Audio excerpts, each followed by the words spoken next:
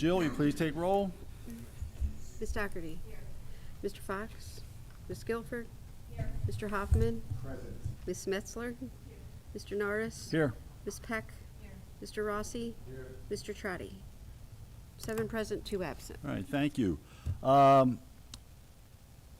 The approval of the minutes of the Facilities Committee meeting and the work session of April 13th, 2026, the Policy Committee meeting, the Finance Committee meeting, and the regular meeting of April 20th, 2026, and the Education Committee meeting of April 27th. Can I get a motion?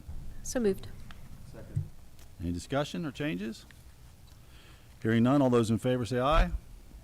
Opposed? Minutes are approved, which opens us up for visitors' comments for agenda items only. Either you gentlemen have comments? All right, thank you. Moving on, for presentations and discussions for the Portrait of a Brave, Mr. Prober. As John gets settled there for the presentation, I just want to credit John and many members of the team in putting this together. Dana Grow, our Director of Communications, came in and helped to kind of visually put it together as where it is today. And just want to credit John for all the work he's done over the last, 18 months? Yeah. So, thank you. So make sure this is on. We good? Okay, great. So good evening, everyone. Over the past several years, I'll even go back a little bit further than the 18 months, but over the past several years, Octorara has spent a great deal of time reflecting on one very important question. And this is kind of the result of that. But the question is, what should every Octorara graduate know, be able to do, and become before they leave our schools? So it's a pretty big question to ask, but we felt that this was a really good opportunity for us to take a look at the skills and dispositions and things that what we would like to see for our graduates, and ultimately the work that we've completed is this, a portrait of a brave.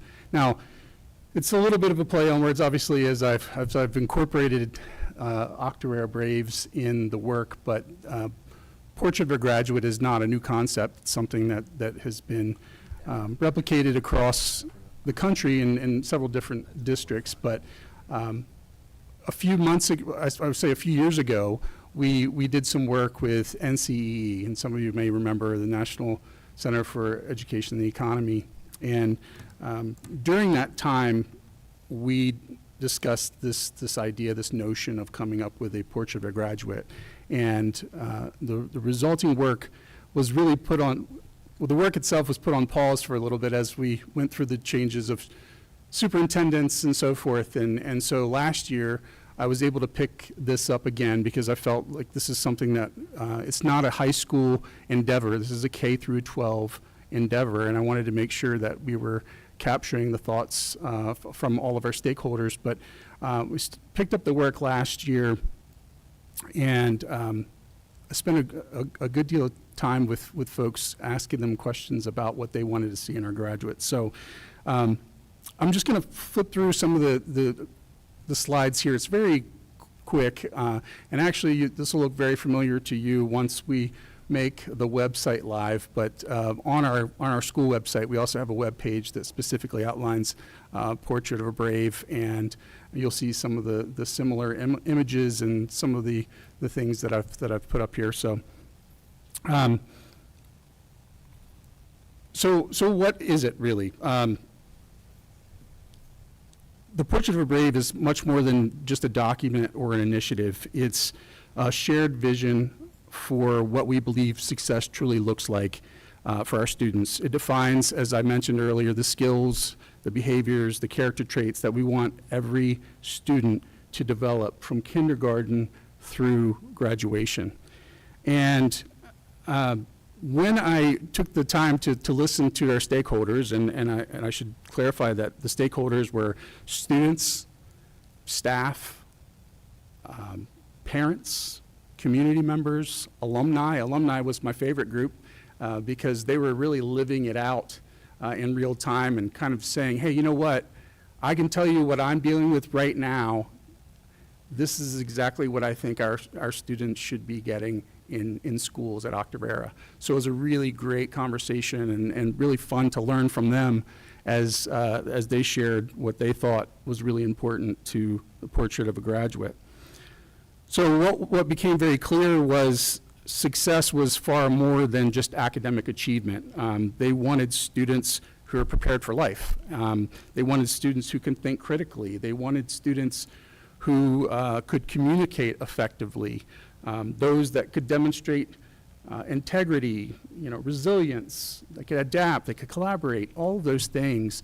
And we really just wanted to build on the foundation that already existed from, perhaps you've seen the brave character traits that are, put on our walls, being bold, being responsible, being ambitious, virtuous, energetic, selfless, those things that are really, really important to us.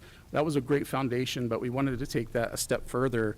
And we've done that with clear language and a more unified framework, so to speak. So I'll just if you just take a look at the screen, I'll show you the things that we decided. Just real quick, I did mention that we worked with NCE. I did form a steering committee. Obviously, I spoke about the focus groups, and we also, Dr. Dukevich spoke about our design team. Our design team of one, perhaps, but Dana Groh did a great job, and then obviously asked our opinions for some of the work, but she does a great job, so kudos to her for this. So just take a look. The first thing that unanimously we all decided that we want is for our brave graduates to be responsible self-managers. I think it goes without saying, but we want students to exhibit accountability. We want them to be able to manage their time and set goals and good things that, the executive functioning that we all need in our lives. We also want them to regulate their emotions, their behaviors. This is certainly something that we constantly work on day in and day out. But most importantly, we want them to take ownership of their learning and the choices that they make. We also want students to be critical thinkers and problem solvers. We see that every day as well. You've seen some presentations here right in front of the board where you can see our students at work. But we want students that think analytically, that are creative, that can apply their learning to real-world scenarios, because ultimately that's what they're going to be asked to do as soon as they leave here. And probably my favorite part is just persevering through challenge and failure. We have to teach students that it's okay to fail in the hopes that they learn through that process. We want students to be effective communicators and collaborators. We want them to be able to speak clearly, write clearly. We want them to listen empathetically. We want them to get, diverse perspective, and we want them obviously to work towards shared goals. We want our students to be people of character, high character and integrity. That's important. Again, this is stuff that we've talked about with the brave traits, but it's something that we kind of harp on, and we should start this early, right? Like, this is what parenting does for sure, so I want to give credit to the parents for doing this, but also if we can support parents in that quest from kindergarten through, we want to teach kids to act with honesty and with respect and having empathy. Again, just demonstrating their grit and resilience, something that I think we've learned. We've used that term a lot, but something that, particularly coming out of COVID, I think we've learned a little bit about how we can get students to become more resilient. That's our goal. And then make ethical decisions that ultimately contribute to the community. That's something that was reflected in our mission and our vision, something that I heard loud and clear when we were going through that process, that ultimately we wanted our students to somehow make an impact, not only on the world, but can they bring that back to the Octorara community? Can they contribute to our local community in some way? And that's going to be important. You'll see some of that through the service learning that we plan to do. We have some students doing that this very week, going out and doing service learning projects on Friday. But we want to see more students be able to do that and give back to this great community. And then last, certainly, and probably most importantly, we want them to be life-ready learners. Not only do we want them to have that academic foundational knowledge, but we want them to have some of those skills that are going to take them to success beyond Octorara. They need to have financial and digital literacy, right? Maybe not too much, as we're finding, right, in the world, but we definitely need to prepare them for utilizing those tools once they go out into the workforce. We want them to explore their different interests, their pathways, goals, but ultimately just embrace becoming continuous learners, because learning shouldn't stop. It's something that I believe all of us in this room continue to do to this very day. The last thing is just that this is a commitment that we're making, and it's something that you'll see in classrooms, in morning meeting, in the experiences that our children are taking part in. But it's our commitment that every Octorara student will graduate with the skills, character, and confidence needed to move forward successfully in whatever path they choose. And I think it's pretty straightforward. It's, again, not a poster just to put on a wall, but it's something that needs to be embedded in our curriculum and the things that we do each and every day here at Octorara. So I thank you for your time. Be happy to answer any questions if you have any, but again, I think it kind of speaks for itself. Awesome, thank you. Thank you. Thank you. It's really well done.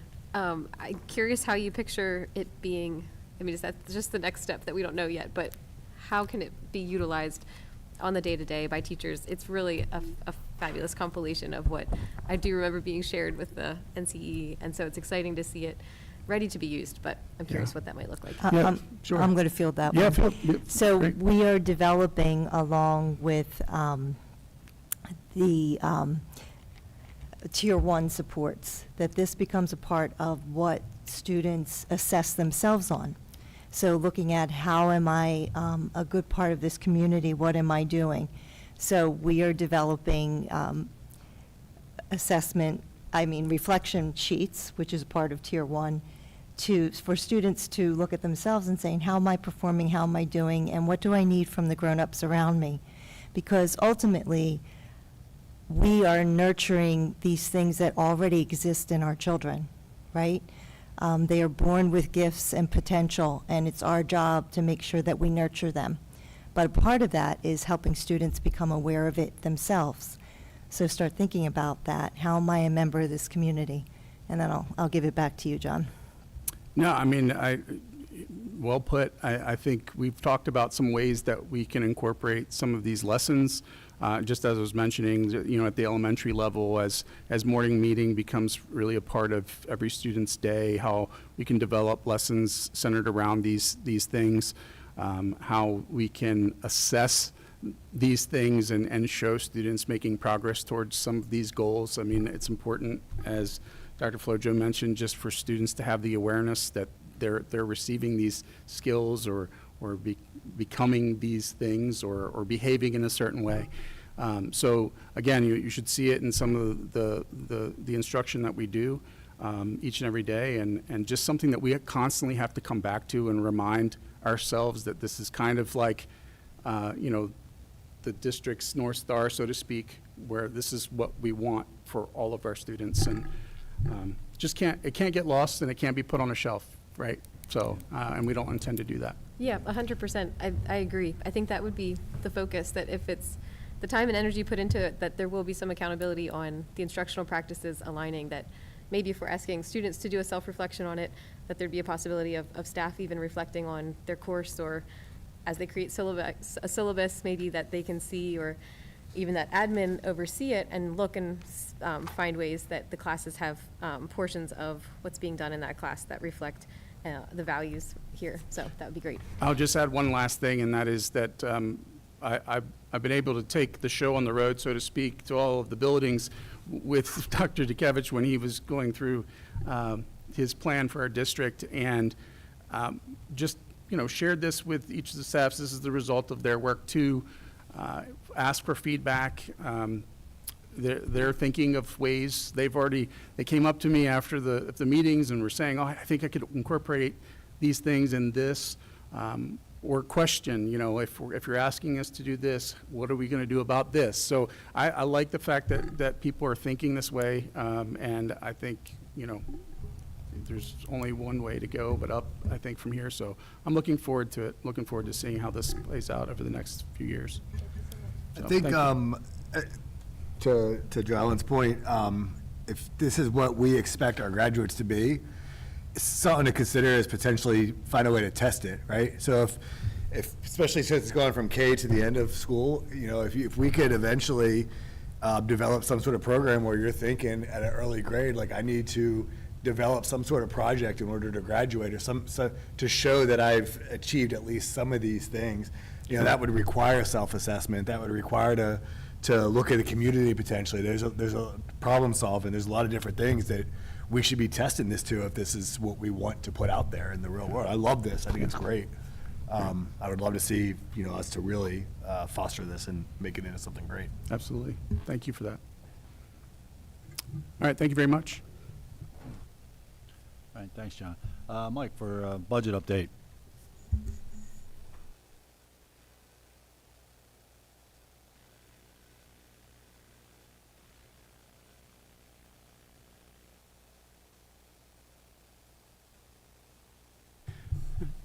Change my seat. All right, tonight we're going to have the proposed budget on the agenda for approval. We're going to start off with our budget, proposed budget revenues. So this is a comparative of what we're going to budget for the 26-27 school year compared to the current school year, 2025, 2026. Local revenue for 26-27, $42,583,772.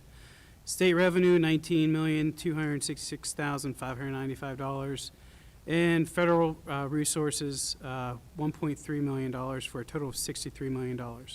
Compared to the current school year, our state revenue, our local revenue is going to be under $1.3 million less than what current year for this school year, and that's because of adjustments for real estate taxes, interest income, and we have a CTE grant for $500,000, and that equals the $1.2 million. Our state sources reduced by $2.2 million from this current school year's budget. That's because our basic ed funding is actually going to be $484,000 less than what was budgeted this year, $73,000 for special ed funding, $1.5 million in other state revenue sources, and another $103,000 for tech grants. So that reduces our 26-27 budget by $2.2 million. Any questions from anybody? So this is a summary we're going to move forward on. As far as on the right, the left is what we just went over, our proposed revenues for the 26-27 school year. Local revenue to $42 million, state revenue $19 million, and federal sources $1 million for a total of $63 million. On the right is our proposed budget summary. Budget revenue is $63 million, budget expenditures $68 million, which our starting deficit is $5 million. And this is the breakdown of what our major objects are as far as on our account codes.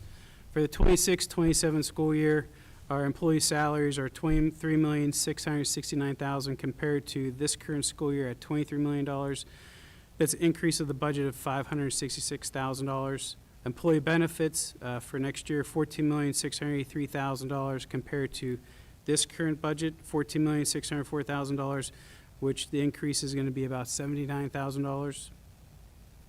Professional services budget for next year is $5.4 million compared to this current school year at $7 million, which is going to bring down that budget amount by $1.5 million. Utilities, $2,286,000 compared to this current school year, $1.8 million. A lot of that has to do with changes our electric, changes our gas, and just price of inflation. Large number increase is our item is insurance, transportation, and tuition. This is all charter school tuition, majority, about 95% of it. Our budgets went from $9,900,000 for this school year to we're budgeting $11.6 million, or an increase of almost $1.7 million. Like I said, 95% of this increase is for charter school tuition, which we have no control over. Supplies for next year is going to be $2.3 million compared to $2.2 million from this current school year, which brings increases by $100,000. Equipment for next year, $414,000 compared to this current school year of $550,000. So we're able to cut about $135,000 from this year's budget. Dues, fees, and bond interest, budgetary reserve. So we're increasing that budget to $2.9 million, and this is all because of our bond interest. But that total increase is about $51,000 compared to this current school year at $2,853,000. Another increase of bond principal. This was actually an administrative accounting error. For this coming school year, 26-27, we're going to budget the actual bonds of $4.8 million compared to this year at $4.3 million, which is an increase of $525,000. And this was for credits that previous individual didn't apply for, which we are no longer eligible for. Does anybody have any questions on that? We're good? So this is a summary, percentage-wise, a graph that you can see. Employee salaries make up 35% of our budget. That's all employees. All employee benefits is 22% of our budget. Professional service, 8%. That is not just consulting fees. This is tuition, any type of cost that we pay to our IU for special ed placements. Utilities are 3%. Insurance, transportation, and tuition is 17%. But like I said, out of that, 95% is our charter school tuition costs. Supplies, 3%, equipment, 1%, dues, fees, and bonds, 4%. Majority of that, 99% of that, is actually our interest on our outstanding bonds, our 2020 and our 2025 bonds. And bonds principal makes up 7% of our budget. So we move along and see, we're to discuss a little graph I have as far as our costs for charter school and how much we're paying compared to the actual cost of charter schools. This information is uploaded from PDE, and this goes back to 2024. So our school district special ed tuition rate for any student who attends a charter school is, for 2024, was $41,000. That's gone up $10,000. For this current school year, we're paying over $52,000. But you can see information which came from PDE. You can see Agora Cyber Charter School, it cost them $22,000 to educate a special ed student. We paid them $41,000, which resulted in them actually almost $19,000 in profit, or 46%. You can see I have Avon Grove Charter School, $16,000. We paid them $41,000, which was a profit of $24,000. When you could go all the way down this list and you see 21st Century Cyber Charter School, it cost them $7,500 to educate a student. We paid them $41,000, so that's a profit of 82%. So you can see the more we're paying for special ed costs, they're not spending the amount that we're paying in tuition, which has a significant impact on our budget, because this is special ed costs, this is regular ed costs. And we'll move on to the next slide, where you can see is our charter school tuition. Since the school year 2019-2020, our charter school expense was $2.7 million. At the end of this school year, it's going to double in 6 years at $5.3 million. There's no way to cut the cost of this. This is all state mandate, but it's a significant impact, financial impact on our district. Another cost that's we're actually able to cut a little bit as far as for this year coming up for the 26-27 school year, special ed costs. Back in school year 21-22, cost $9.5 million. Our state subsidy is $1.4 million. So local effort has to actually cover that $8 million. And you could see that that cost has gone up over the years. There's a slight decrease we're projecting for next year. If you look at the state subsidy, it looks like it's level. We have actually received over the last 5 years an increase of about $300,000, but because the expense has gone up so much quicker, it doesn't look like it's actually moved. But you can see we're budgeting the 26-27 school year $11.4 million, and we're projected to get just $1,781,000. So our local resources have to make up the difference. So this slide, there's a couple different. Yes. But it's interesting, it's important to point out that they are able to use essentially our money in their profit margins to pay for lobbyists and advertising Yes. against us. It's one of the more interesting elements of the whole charter school reform debate. That's correct. No worries. And they sponsor floats. They've bought tickets to go see the Phillies. They've spent a lot of money on stuff that has nothing to do with education. So these are just some real estate tax options. We are a multi-county school district, so we always have to rebalancing our mills every year.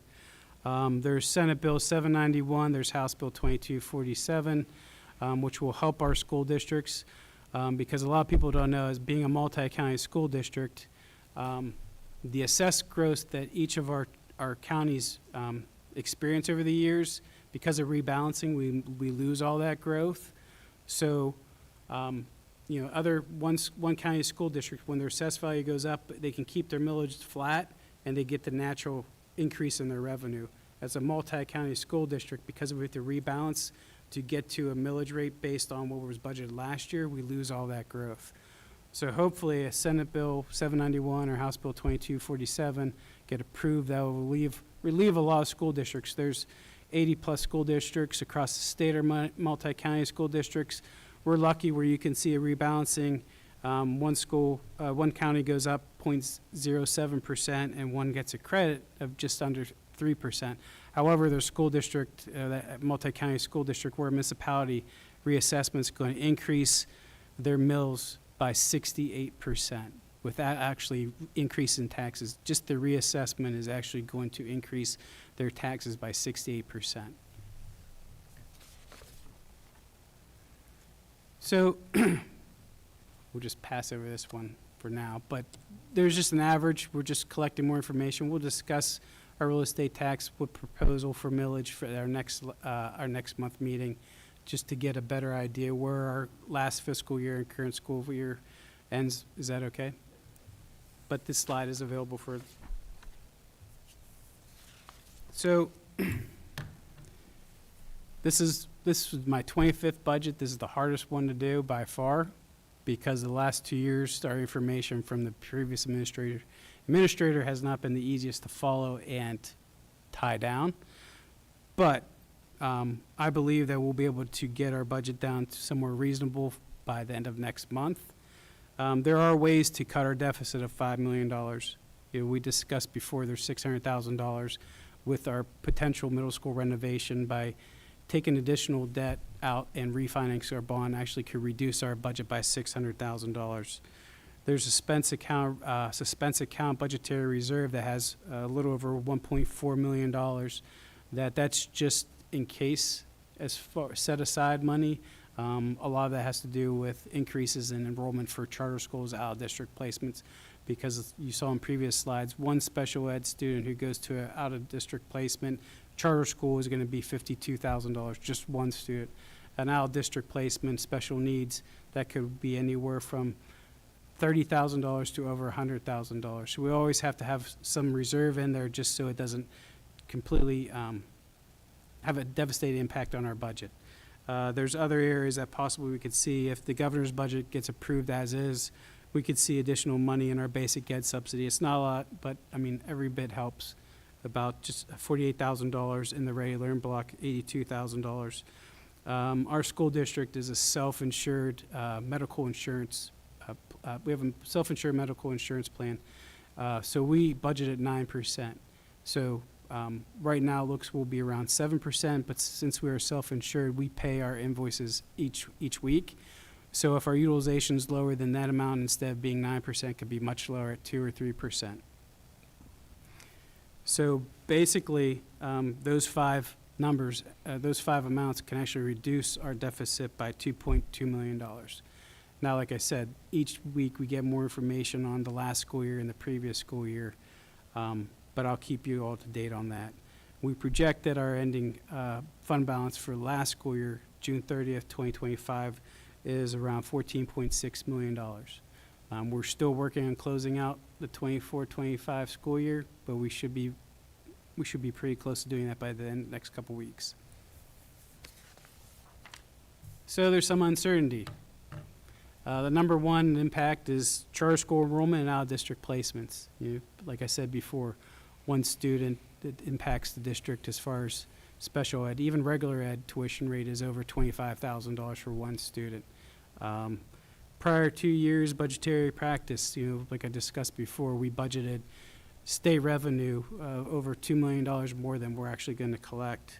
There's ongoing state funding. There's unfunded mandates that we just our local sources have to pick up the difference as far as our special ed costs, our charter school costs, pension.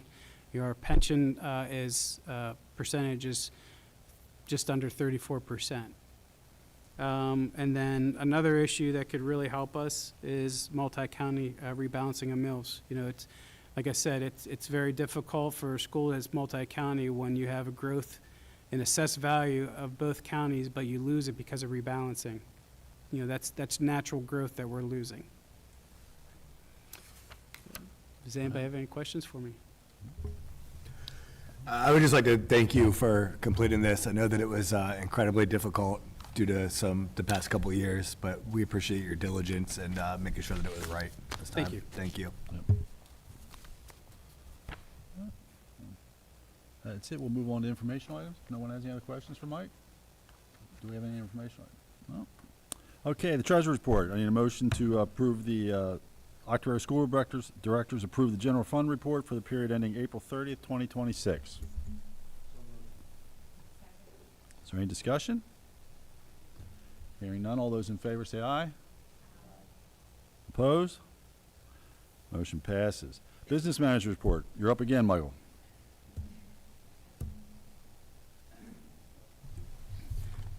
So for our April list of bills, I'm sorry, wrong page.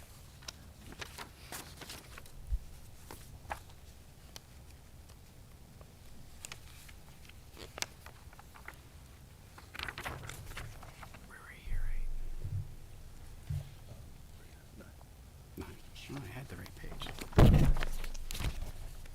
For the general fund, $8,582,878.24. The reason for the amount for being so high is this month we actually had our bond payment, which was $5,497,000. So that's why the amount was significantly higher than the previous months. Cafeteria fund, $44,683.75, which brings a total to $8,627,561.99. Thank you. May I get a motion? So moved. Is there any discussion on the bills? Hearing none, all those in favor say aye. Opposed? Business manager report passes. For the recommended action items, I'm going to do A and B as a block with the addition of Mike Hoffman as board treasurer. And the reason for that is C is a roll call vote. And then I'll do D through T as a block as well. Is that all right, Jill, for you? All right. Letters A and B. We discussed these at the work session. Is there any, can I get a motion, please? Is there any discussion? Hearing none, all those in favor say aye. Opposed? A and B passes. Now, again, this is a roll call vote. Letter C, that the Octorara Board of School Directors approve the resolution for the proposed final general fund budget for the 26-27 school year. So moved.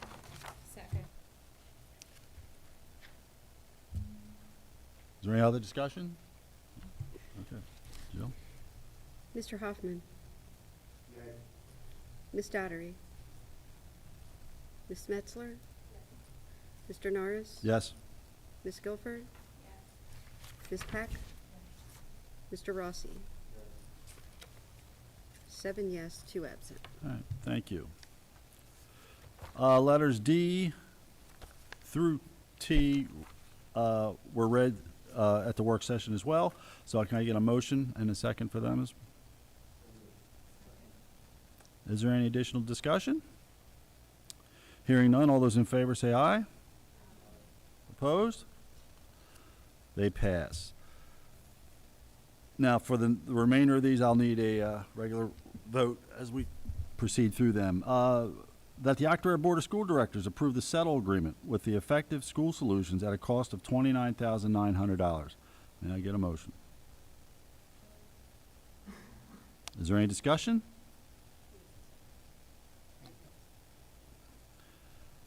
No, hearing no discussion. All those in favor say aye. Opposed?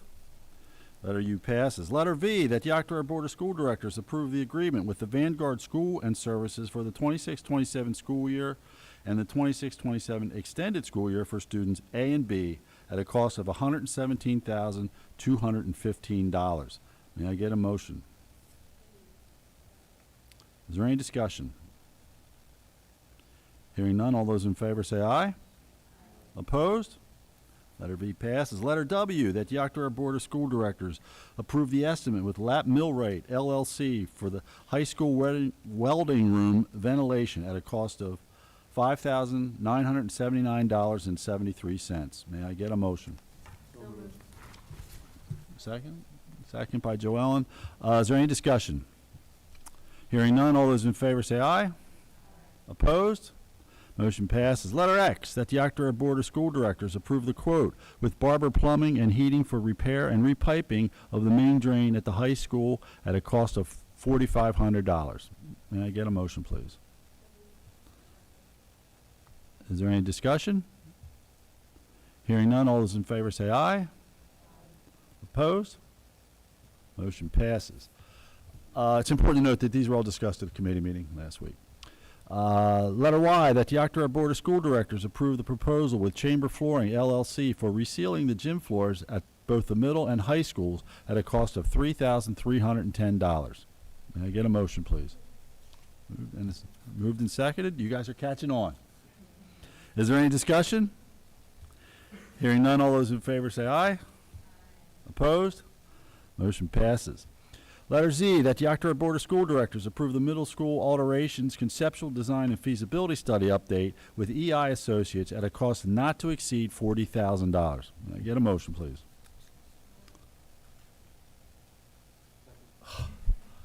Is there any discussion? Hearing none, all those in favor say aye. Opposed? Letter Z passes. Double A, that the Octorara Board of School Directors approve the estimate with Joseph Malde and Son Painting, LLC, for patching and painting at the Learning Annex at a cost of $16,500. I guess, in a second, moved in second. Is there any discussion? Hearing none, all those in favor say aye. Opposed? Double A passes. Double B, that the Octorara Board of School Directors approve the escrow agreement with the Borough of South Coatesville for engineering fees for the box modular units for the Homeland and Protective Services Academy. Can I get a motion? Moved in second. Is there any discussion? Mark, do you want to add anything to that real quick on where we're at or not? Yeah. Forever. Okay.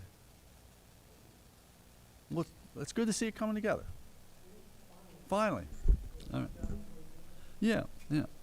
All right. May I have a vote, please? All those in favor say aye. Opposed? Motion passes.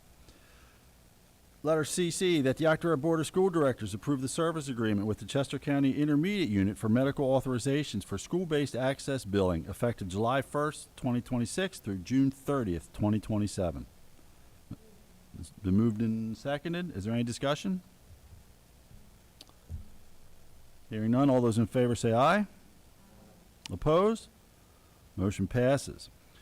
Double D, that the Octorara Board of School Directors approve the service agreement with the Devereaux, Pennsylvania Children's Services for regular school year and extended school year student placement services effective July 1st, 2026 through June 30th, 2027. May I get a motion?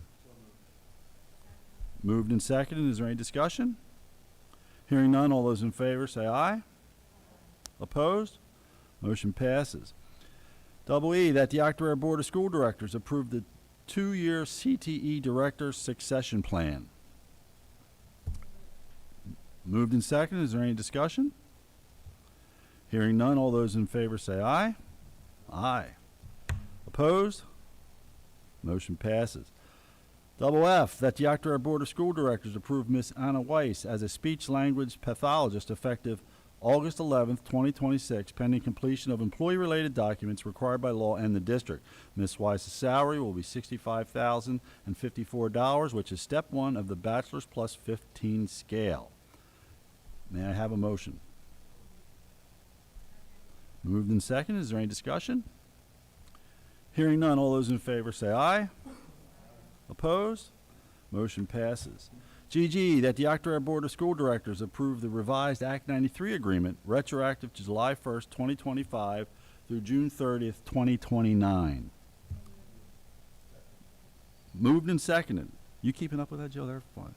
Moved and seconded. Is there any discussion? Hearing none, all those in favor say aye. Opposed? Motion passes. HH, that the Octorara Board of School Directors approve the following policy, second reading. 140, charter schools. 221, dress and grooming. 325, dress and grooming. 332, working periods. And 619, district audit. May I get a motion? Moved and second. Is there any discussion? The discussion items, I'm sure Joanne will cover some of this in policy update. May I get a vote? All those in favor say aye. Opposed? Motion passes. Double I, that the Octorara Board of School Directors approve the following policies first reading. 218.1 weapons and 236.1 threat assessment. May I get a motion? Oh, on the back. Oh, there we go, sorry. 805.1 relations with law enforcement agencies and 810 transportation. Now can I get a motion? Moved and seconded. Is there any discussion? Hearing none, all those in favor say aye. Opposed? Motion passes.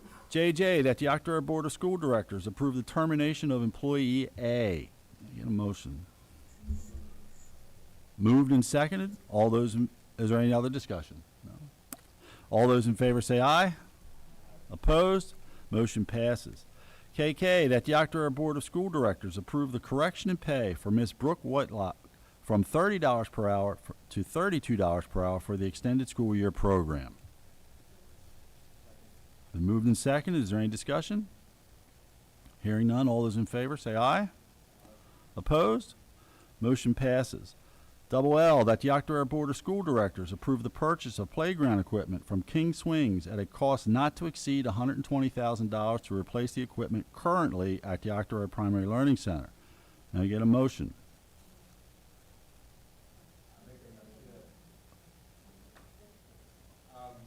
Because we don't know exactly where it's going, we still have some questions, I make a motion to All right. Accept that. It's been moved and seconded. All in favor of pulling item LL till next month, say aye. Opposed? Nothing. The pulling it as passed. Which takes us to the Policy Committee report. Joellen, it's all yours. Our policy committee met in this room this evening at 6 o'clock. We did our second reading of policy 140, which is about charter schools, adding in a statement that they will provide monthly enrollment changes. And there's a statement about transportation, which matches our first reading of policy 810. Policies 221 and 325 are related to dress and grooming, one of students, one of staff. The main addition, and these changes come to us from the PSBA, and all of them are just, we're accepting their recommended changes. But the statement added to this one prohibits discrimination of protective hairstyles and religious head coverings. Policy 332 is about working periods. Here, it adds a little more flexibility by removing that it will only be during times students are in attendance.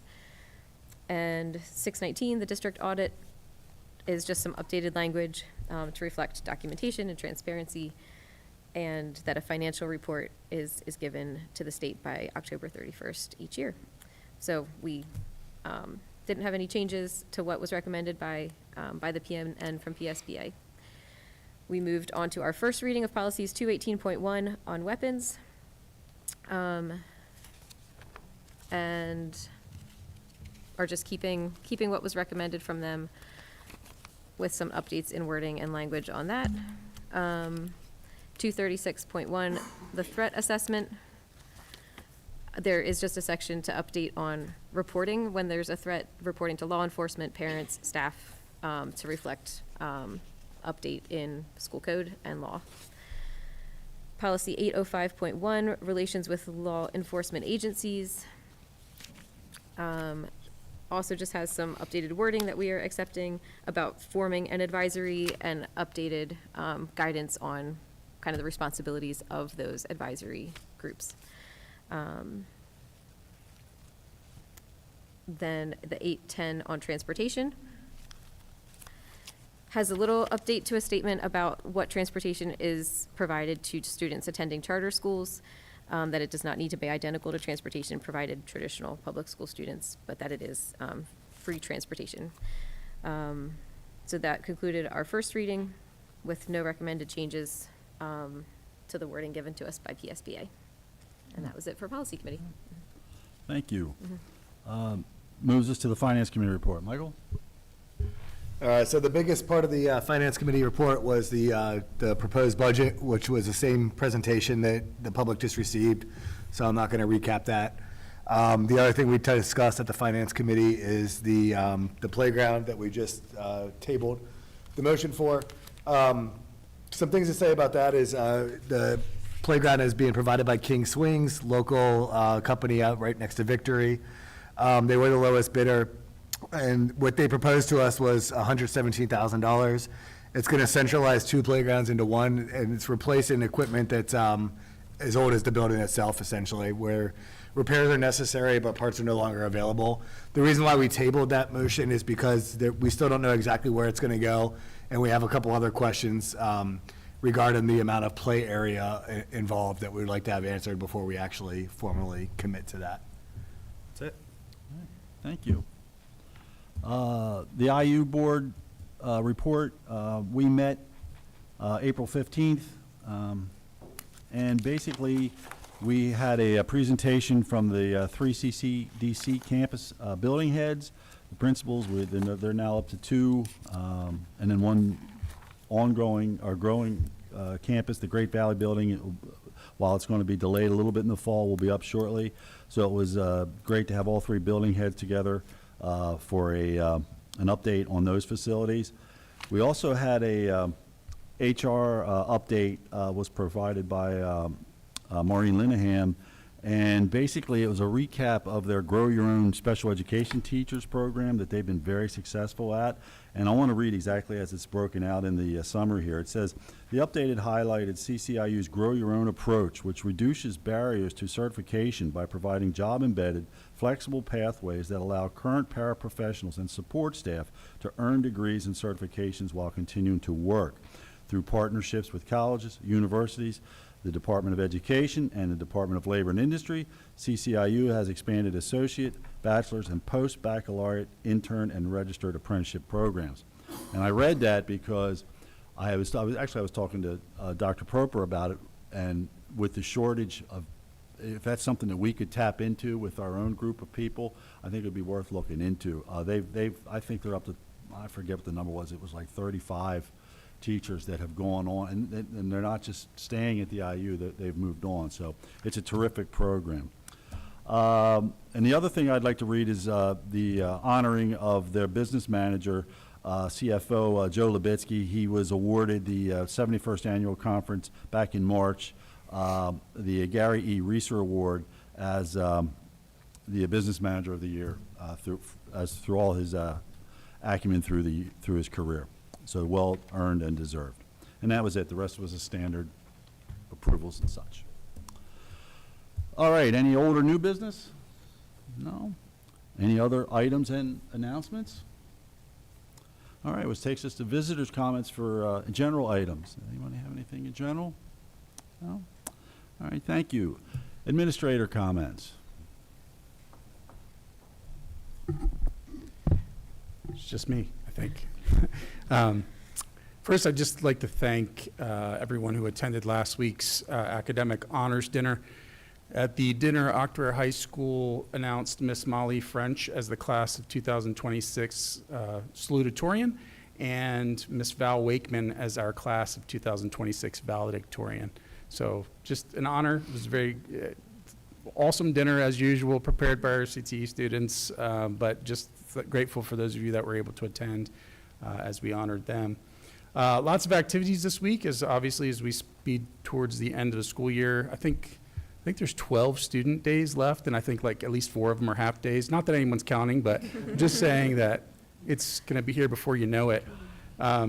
Tomorrow we have our sports signing day, where our senior athletes will sign their letter of intent to participate in athletics at their respective colleges and universities.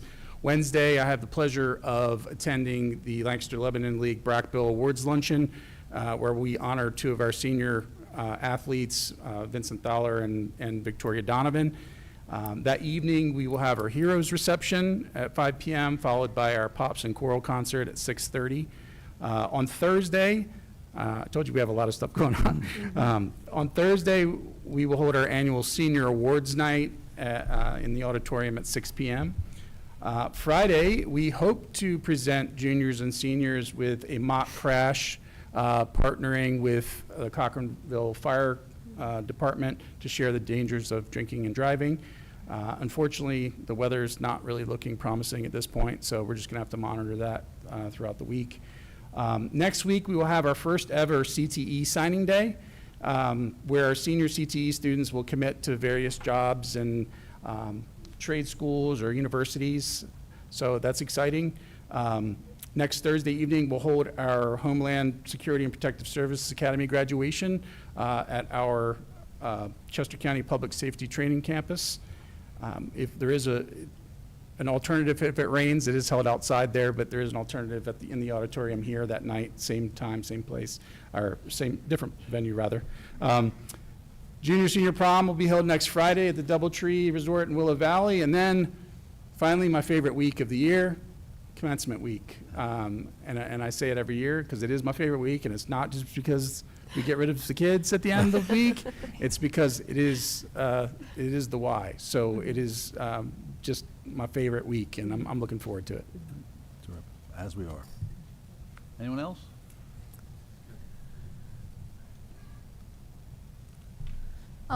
I just wanted to do a quick shout out to Mason Proke and Hector Fergara, who qualified for the state track championships that are being held this weekend.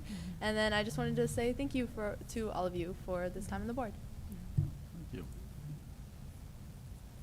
Which takes us to board comments. Is there any board comments you see?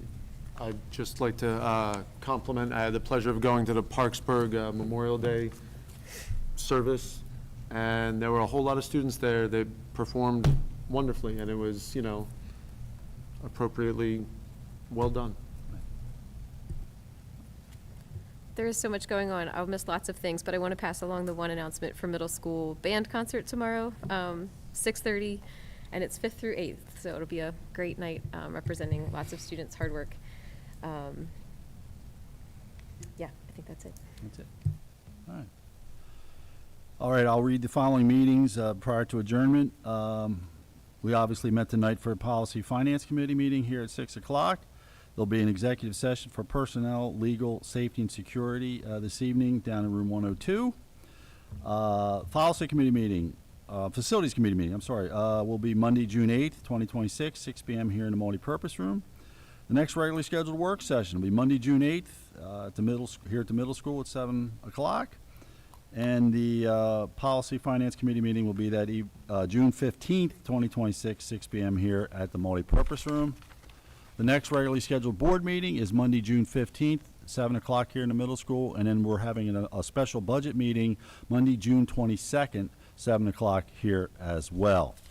With that, I need a motion for and second. All right, moving second. All those in favor say aye.